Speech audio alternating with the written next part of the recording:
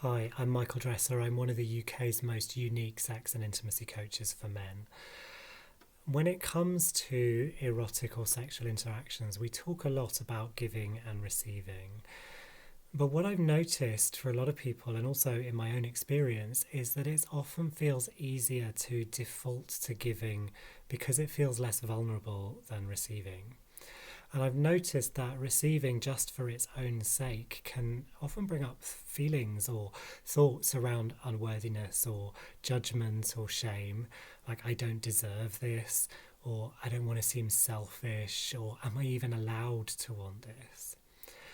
Well, what I've also learned is that there's something about receiving what I really want when it's just for me without any strings attached or any reciprocation required that really nourishes me and replenishes my own cup, which is important because it's hard to keep giving from an empty cup, right? And before I learned that it was possible to receive like this, I'd often try to meet my needs by sneaking them in the guise of giving. And so I'd start massaging or touching somebody the way I wanted to be touched in the hope that they'd get the hint and do it back, which looking back strikes me as a bit hit and miss because most people are not mind readers.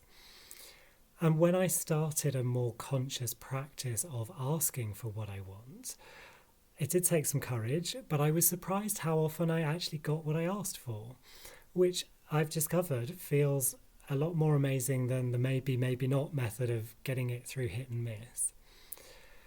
And what also surprised me was learning that there's more than one way to receive. So I'd always thought that receiving just meant something that someone else did to me or did for me, but there's actually another more active way to receive also. And so here's an example of what I mean. So my next door neighbour has an apple tree and it always has loads of fruit on it. And so last autumn I said to him, "Oh, I'd really love to get some of your apples sometime." And he said, "Sure, I'll bring a box of them over for you."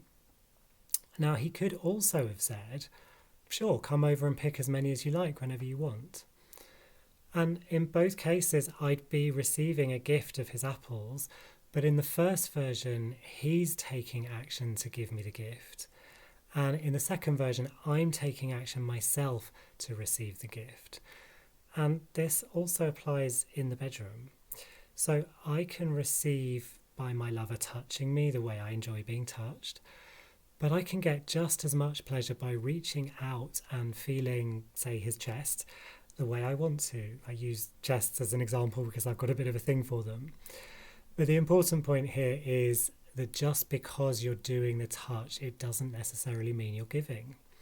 And I think that's something really simple but really obvious that we often forget when it comes to touch and pleasure, that there's more than one way to receive, and that it's possible to receive just as much pleasure from touching someone else as from them touching you.